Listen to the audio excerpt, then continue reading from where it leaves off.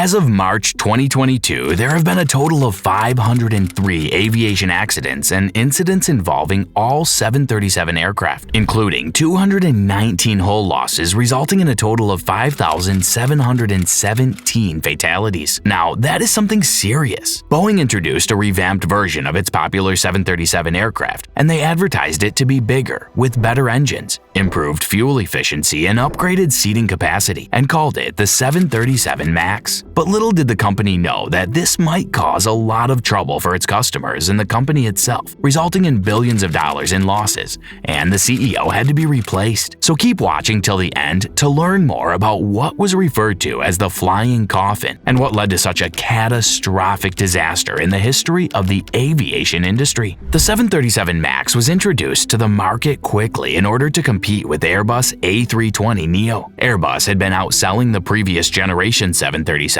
and that's when Boeing did something about it. Boeing's new model was updated to stay within the specifications of the aircraft certificate, which would allow all pilots who were already familiar with the 737 to avoid any significant additional training before stepping into the cockpit. When Boeing finally finished with the design with all the technological upgrades to a decades-old aircraft, the model was an instant success with deliveries in 2017. But things changed by spring of 2019 when two Boeing 737 MAX crashed in two separate incidents: Lion Air Flight 610 and Ethiopian Airlines Flight 302, killing more than 346 people. As a direct consequence to this, all the flights on the 737 MAX were canceled, and the other 387 delivered MAX aircraft were grounded for more than a year and a half, which caused billions of dollars in losses for airline companies that made the purchase, and even Boeing themselves. So how did all of this happen? Well, the amount of lift an aircraft achieves is determined in part by the angle of the plane's wings against the air it encounters. This is known as the angle of attack. When the airplane's wings exceed a critical angle of attack, the airplane will stall. That's something that you wouldn't want to happen when you're flying above the ground. The crashes caused by these stalls were found to involve the maneuvering characteristic augmentation system, which is a system that was added to the 737 MAX to compensate for a change in balance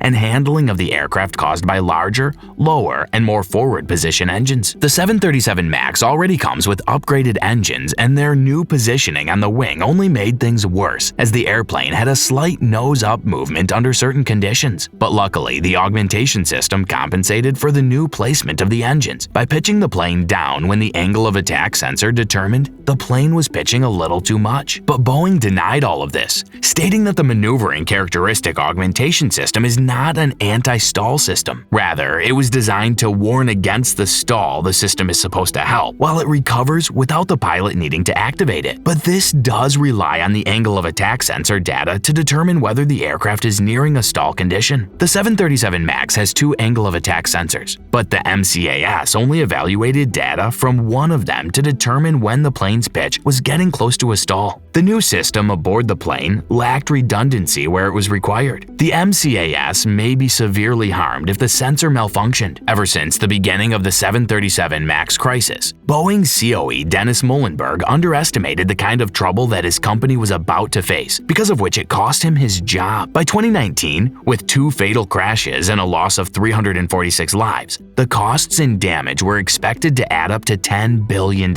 According to multiple analysts, it would take Boeing years to recover from all the problems the plane has caused. Muhlenberg was stripped of his position, even though the company expressed confidence in his abilities. He was replaced by David Calhoun as the chairman, and he took over as the CEO of Boeing after a Lion Air 737 MAX flight crashed in October of 2018. Due to a safety system that was meant to stop the airplane from going into a stall. The safety feature on the plane that crashed had problems the day before, but the pilots were able to land the plane on the earlier flight. Muhlenberg and the Boeing officials assumed that better training and some minor software updates could totally fix the problem, because of which they didn't recommend the plane to be grounded. Then another 737 MAX plane piloted by Ethiopian Airlines crashed, and aviation authorities around the world started ordering more planes to be grounded. But Boeing ended up pushing the Federal Aviation Administration to allow it to continue to fly, and Muhlenberg testified that the company believed that plane was safe with additional pilot training, and he thought that it was completely premature to ground the plane until there were more facts about the crashes available. Later, he ended up admitting that it was a major mistake from his side. Investigations after the crashes had also revealed Boeing's misjudgment of the 737 MAX problem. After the second of the two crashes, Boeing promised that they would have a solution, but they were just a little too optimistic, and the company missed one of their self-imposed deadlines in an attempt to win approval from the Federal Aviation Administration to get the plane back in service. Now that Boeing's relationship with the FAA and its customers had tarnished, this forced Muhlenberg to step down as the CEO, as he was publicly criticized for the mishandling of this mishap. Boeing then decided to temporarily halt production of the 737 MAX, and they were not sure back in the day when the 737 MAX would return to service. Whenever a U.S. carrier or a repair station discovers any serious failure, malfunction, or defect on an aircraft, they are obligated to inform the U.S. regulator, the Federal Aviation Administration, through a service difficulty report. By late 2021 alone, there were 180 such reports ever since the 737 MAX returned to service, and most of the faults were found on planes that were on the ground. But when you look at the other 22 occasions, they occurred in flight,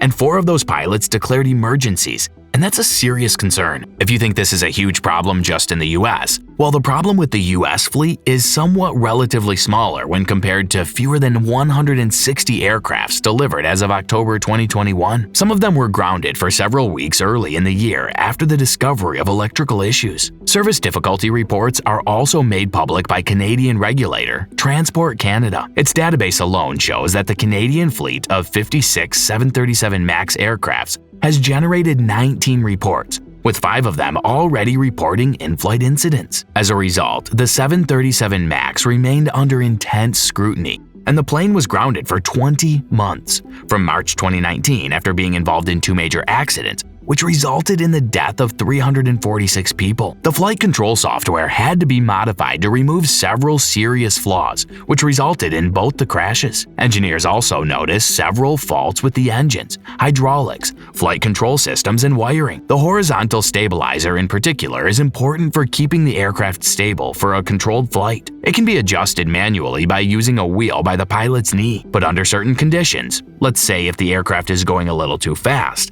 it might not be possible due to the aerodynamic loads involved. Joe Jacobson, a former senior safety engineer at the Federal Aviation Administration, has always been deeply critical of the way in which the agency originally certified the 737 MAX. He said that the reports do give cause for concern, particularly regarding the stabilizer motors, flight control systems, and wiring, and such issues are likely to be blamed on the manufacturing and quality control department of Boeing itself. Gilles Primo, a Canadian expert in flight control systems, previously testified to the Canadian lawmakers that, in his opinion, the stabilizer trim system on all the 737 variants, not just the MAX, were obsolete, and it doesn't have enough inbuilt redundancy in case of failure. According to him, a fundamental concept for safety-critical systems was that if the effects of severity of a failure can cause a safety hazard, then the frequency of occurrence should also be made infrequent enough by design, and the loss of horizontal stabilizer position can be quite catastrophic. What's even more serious is the fact that Ed Pearson, a former senior manager at Boeing 737 plane near Seattle, also previously raised serious concerns about manufacturing standards at the plant, and a number of failures and defects reported were quite alarming.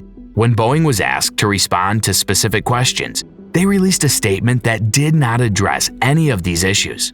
The company said, since the 737 MAX returned to service, airlines have flown nearly 240,000 flights around the world and are conducting more than 1,300 flights every day. The in-service reliability is greater than 99% and is consistent with other commercial airplane models. What's interesting is the fact that people who have been closely working with the 737 MAX program did acknowledge that there were specific issues with stabilizer trim motors, and the changes have been made to rectify them. But none of these measures will bring back the lives lost due to the 737 MAX, and this will simply go down in aviation history as one of the best examples of mismanagement and a lack of accountability. That's it for this video. Do you think there could be an active volcano on Mars? Let us know in the comments down below. Subscribe, and we will see you in the next video. Thanks for watching.